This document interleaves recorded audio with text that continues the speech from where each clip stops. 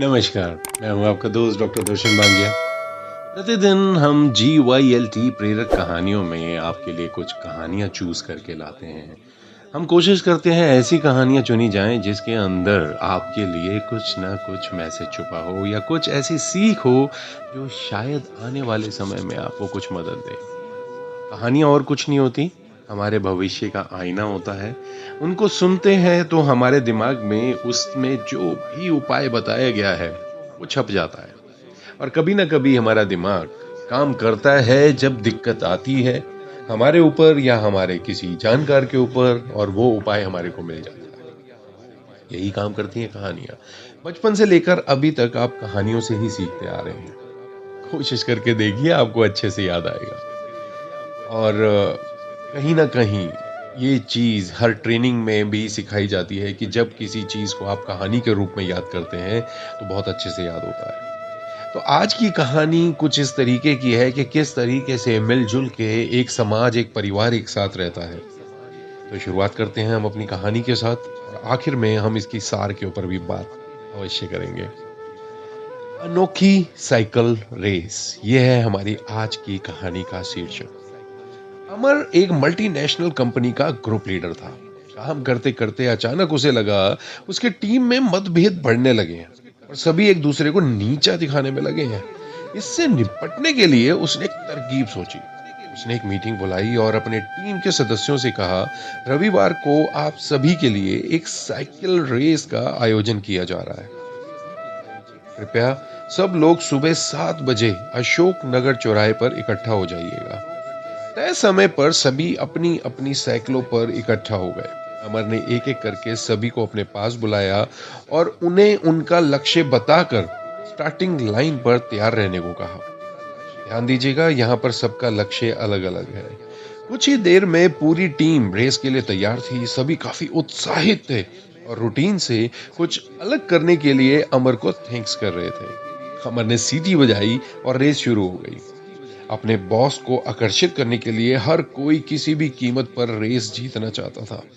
Race शुरू होते ही सड़क पर अफरा तफरी मच गई। कोई दाएं से निकल रहा था तो कोई बाएं से। कई तो आगे निकलने की होड़ में दूसरों को गिराने से भी नहीं चूक रहे थे। इस हो हल्ले में किसी ने अमर के निर्देशों का ध्यान ही नहीं रखा और भेड़ चाल चलते हुए सबसे आगे वाले साइकिलिस्ट के पीछे पीछे भागने लगे। 5 मिनट बाद अमर ने फिर से सीटी बजाई और रेस खत्म करने का निर्देश दिया। एकाएक सभी को रेस से पहले दिए हुए निर्देशों का ध्यान आया और सब इधर उधर भागने लगे। लेकिन अमर ने उन्हें रोकते हुए अपने पास आने का इशारा किया। सभी बॉस के सामने मुंह लटकाए खड़े थे और रेस पूरी ना होने का कारण एक दूसरे को दोष दे रहे थे। अमर ने मुस्कुराते हुए अपनी टीम की ओर देखा और कहा, अरे क्या हुआ, इस टीम में तो एक से एक चैंपियन थे। और भला क्यों कोई भी व्यक्ति इस अनोखी साइकिल रेस को पूरा नहीं कर सका। अमर ने बोलना जारी रखा, मैं बताता हूँ क्या हुआ। दरअसल आप में से किसी ने भी अपने लक्ष्य की तरफ ध्यान नहीं दिया। अगर आप सभी ने सिर्फ अपने लक्ष्य पर ध्यान दिया होता तो आप सभी विजेता बन गए होते। क्योंकि सभी व्यक्ति का टारगेट अलग अलग था, लक्ष्य अलग अलग था। सभी को अलग अलग गलियों में जाना था। हर किसी का लक्ष्य एक दूसरे से भिन्न था।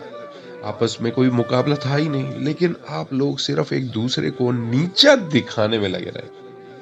जबकि आपने अपने लक्ष्य को तो ठीक से समझा ही नहीं। ठीक यही माहौल हमारे टीम का हो गया है। अमर ने बोलना जारी रखा, आप सभी के अंदर वह अनोखी बात है जिसकी वजह से टीम को आपकी जरूरत है। लेकिन आपसी संघर्ष के कारण ना ही टीम और ना ही आपका विकास हो पा रहा है। आने वाला आपका कल आपके हाथ में है।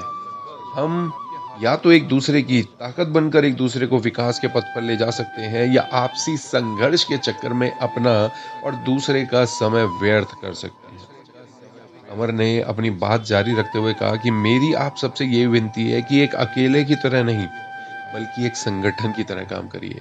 याद रखिए, अकेला खिलाड़ी बनने से कई ज्यादा जरूरी एक टीम प्लेयर है। इस कहानी को समझने के लिए अब मैं बातचीत शुरू कर रहा हूं अपनी तरफ से आपको इस कहानी का सार समझाने की। यहाँ पर आप अपने शरीर को देखिए।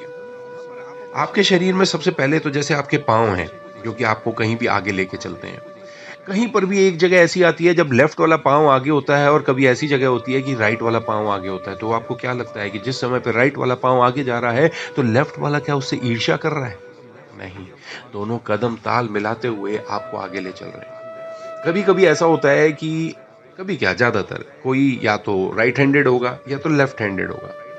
अगर कहीं भी लेफ्ट हैंडेड कोई ज़्यादा है और वो राइट का इस्तेमाल नहीं कर रहा, तो क्या राइट हैंड को ईर्ष्या करनी चाहिए अपने लेफ्ट हैंड से? क्या कभी सुना है आपने कि आपके शरीर के अंग एक दूसरे से ईर्ष्या कर रहे हैं? सब मिल-जुल के ताल-मेल मिला के काम कर रहे हैं। डाइजेशन का काम अगर डाइजेशन का है, तो सर्कुलेटरी का काम डाइजेशन से मिली हुई एनर्जी को शरीर के सभी अंगों तक पहुँचाने का है। एक का काम आपके शरीर से वेस्टेज को निकालने का है, तो एक का सिस्टम जो स्केलेटल है आपको खड़ा रखने का है। तो हर एक सिस्टम का अपना एक काम है। आप अपने संगठन में जो भी काम कर रहे हैं, मैं अब आपके संगठन की बात कर रहा हूँ, आपके समाज, आपका परिवार, जो भी है, अपना काम समझिए। अगर आपको समझ में नहीं आता कि आपका काम क्या है, तो आप ये देखिए कि क्या चीज़ करने में आपको मज़ा आता है। ऐसा कौन-सा काम है अगर जिसको करने से आपको पैसे ना मिलें, तो भी आपका काम चल जाएगा। यानी आपके मन के अंदर एक संतुष्टि का भाव आपको मिलेगा। क्या कोई ऐसा काम है जिसको करने से आप कभी थकेंगे नहीं?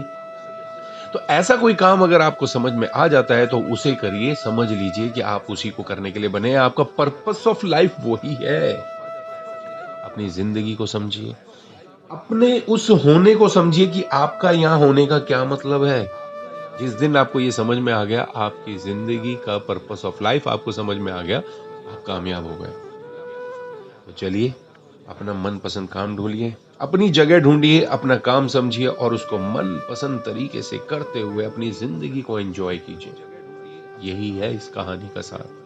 यही है जो आपको समझना है। इसी को ही करते हुए आप अपनी ज़िंदगी के लक्ष्य को पा सकेंगे। नॉर्मली क्या होता है कि 55 की उम्र के बाद जाकर हम सोचना शुरू करते हैं कि एक्चुअल में हमारा इस धरती पे आने का कारण क्या था?